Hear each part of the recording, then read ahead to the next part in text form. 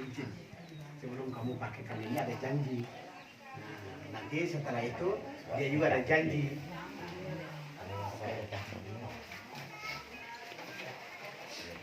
Ini surat nikah. Setelah selesai baru kita serahkan.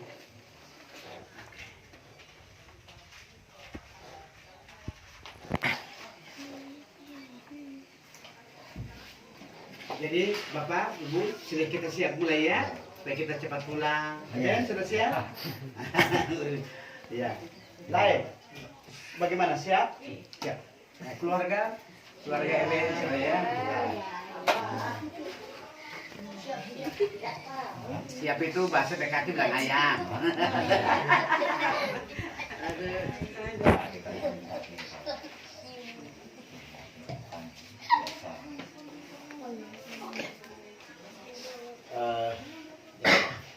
Ya Bapak Si dan Mama Evi yang kami hormati, sudah datang jauh-jauh dari Tebak, dari Jawai. Terima kasih Tuhan sudah jaga sampai tiba di sini dengan selamat. Acara anak kita nanti setelah selesai, nanti kita akan pulang pun juga dengan selamat. Semuanya dalam keadaan perlindungan Tuhan dan keluarga di sini yang sudah menerima kami. Ya, menerima kami juga mengucapkan terima kasih buat penerimanya. Maka hari ini nanti kita akan mengadakan pengukuhan nikah Kristen secara sah supaya mereka menjadi suami istri yang sah. Jadi mereka mau kemana-mana pun tidak ada lagi yang buah bibir ataukah kenapa tinggal dimanapun mereka punya surat nikah, jadi tidak ada yang bisa menyalahkan mereka. Ya, jadi kita akan angkat satu pujian yang bisa tahu nyanyi terima kasih Tuhan ya. Di akhir itu nanti saya akan berdoa. Terima kasih Yesusku buat anugerahmu, buat anugerah yang kau beri. Sebab hari ini Tuhan adakan syukur bagimu. Terima kasih. Terima kasih Yesusku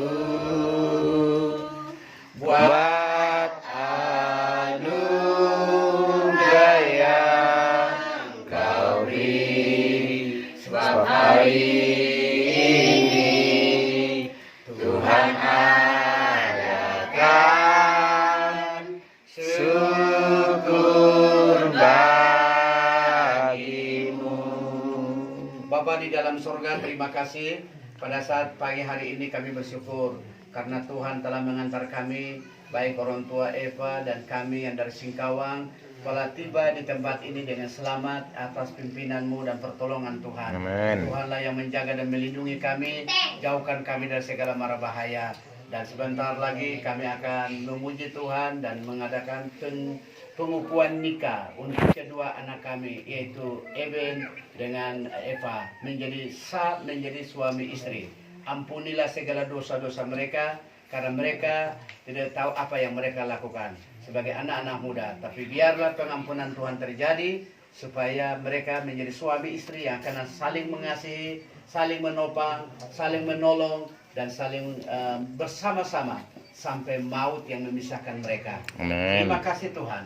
Kami tabiskan ibadah pengukuhan nikah anakmu Eben dan Eva di dalam nama Bapa, Anak, dan Roh Kudus. Amin. Amen.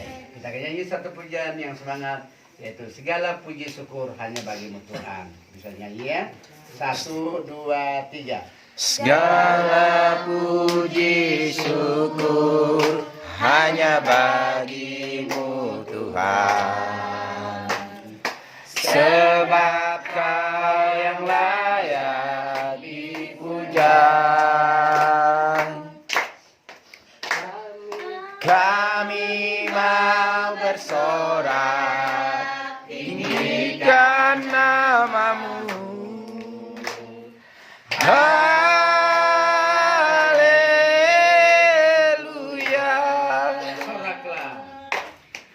Soraklah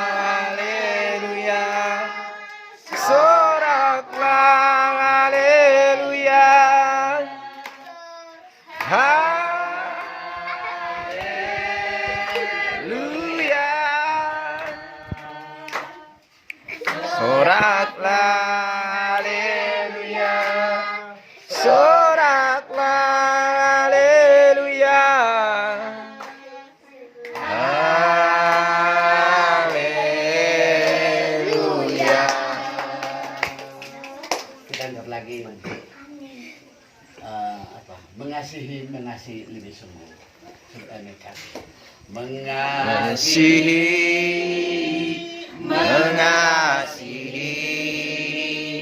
lebih sungguh. Mengasihi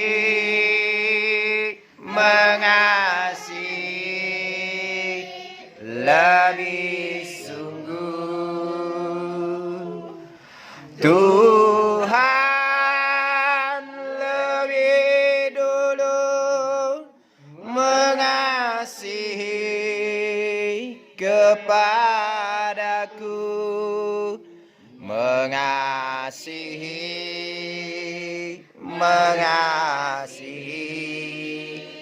lebih sungguh. Mengasihi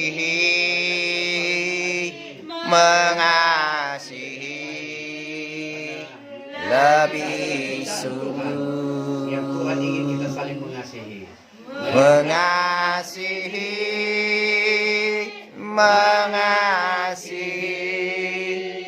lebih sungguh.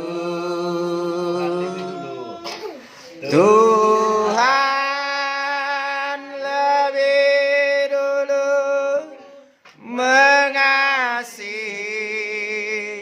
kepadaku,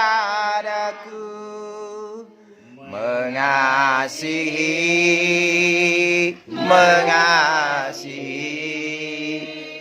lebih sungguh. Saya pun berdoa, Bapa di surga, terima kasih. Kami bersyukur bahwa pujian ini mengingatkan kami supaya kami saling mengasihi. Kami adalah ciptaan Tuhan yang Tuhan ciptakan, ciptaan Tuhan yang mulia dibanding dengan ciptaan Tuhan yang lain. Dan Kau menciptakan kami sebagai manusia supaya kami saling mengasihi satu dengan lain seperti Tuhan mengasihi kami. Sebentar kami akan membaca firman-Mu dan meneguhkan kedua anak kami sah menjadi suami istri. Tuhan tolong kami. Terima kasih Tuhan. Kami berdoa dan mengucap syukur. Amin. Amin. Saya akan baca satu ayat buat kita. Eben, perhatikan baik-baik bagaimana dan juga Eva bisa dengar ya baik-baik apa yang kata Injil katakan bahwa kita bagaimana berkeluarga. Berkeluarga itu dalam Tuhan itu beda dengan keluarga di luar Tuhan ya. Nah, bagaimana seorang yang yang berkeluarga di dalam Tuhan. Saya baca dalam kitab Efesus pasal yang kelima ya, kitab Efesus yang pasal yang kelima ayat 21 sampai dengan 33. Kasih Kristus adalah dasar hidup suami istri. Hai istri, tunduklah kepada suamimu seperti kepada Tuhan. Karena suami adalah kepala istri, sama seperti Kristus adalah kepala jemaat. Dialah yang menyelamatkan tubuh. Karena itu sebagaimana jemaat tunduk kepada Kristus, demikian jugalah istri kepada suami dalam segala sesuatu. Ayat 25, hai suami, kasihilah istrimu sebagaimana Kristus telah mengasihi jemaat dan telah menyucikan dirinya baginya. Ayat 33 langsung. Nah, bagaimana juga kamu masing-masing berlaku, kasihlah istrimu seperti dirimu sendiri, dan istri hendaklah menghormati suaminya. Ya, jadi pertama kepada suami dulu, baru nanti kepada istri. Seorang suami itu tugasnya mengasihi istri. Mengasihi istri artinya apa? Mengasihi istri itu merawat, menjaga, melindungi. Dan suami itu adalah imam. Imam di dalam keluarga. Mau rohaninya maju, mau baik, mau rohaninya tidak baik, tergantung suaminya. Kalau suaminya rohaninya lemah, suaminya tidak sungguh-sungguh dengan Tuhan, akan terpengaruh kepada istri dan anak-anak. Maka itu suami harus menjadi mengasihi istrinya. Mengasihi artinya melindungi. Ya, melindungi istri. Apalagi nanti sudah punya anak. Kamu akan menjadi imam di dalam baik itu kepada anak, kepada istri. Kamu harus sungguh-sungguh. Ya, seorang suami itu pertama adalah imam, yang kedua seorang suami itu kepala keluarga. Kepala keluarga bukan berarti apa namanya seenaknya ini memerintah istri begini. Istri itu istilahnya penolong. Ya, suami itu lemah. Seorang istri itu penolong bagi suaminya, karena istri itu diambil dari tulang rusuk Adam. Ya, Hawa itu ada karena tulang rusuk dari Adam itu dibuat jadilah Hawa. Maka istri itu sejajar dengan kita. Kenapa tidak ambil tulang kaki? Kalau istri diambil dari tulang kaki, maka suami akan injak terus, marah, sedikit marah, tendang istri. Kalau kenapa istri tidak ambil dari tulang kepala? Kalau ambil dari tulang kepala, istri nanti jadi kepala. Nah, tidak. Maka istri itu diambil dari tulang rusuk supaya sejajar. Ya, jadi istri bukan pembantu, istri bukan pesuruh, istri adalah teman, istri adalah sahabat. Ya, jadi sejajar. Coba kalau tubuh kita ini tulang rusuk satu patah, tubuh kita ini akan lemas. Karena tulang rusuk ini tujuannya hanya menopang tubuh kita ini. Amin. Tubuh kita ini karena ada tulang rusuk maka kuat. Seorang suami berhasil itu karena di belakangnya ada istri. Kalau istrinya sebagai penolong, jadi nanti Eva jangan menegur suamimu nanti. Dia salah kamu ingatkan, Pak itu salah. Dan nanti setelah sudah dikukuhkan tidak lagi panggil bilang Eva, beda. Panggilnya apa? Panggil sayang, atau panggil mami, atau panggil papi. Begitu, karena anakmu nanti akan satu saat akan memanggil.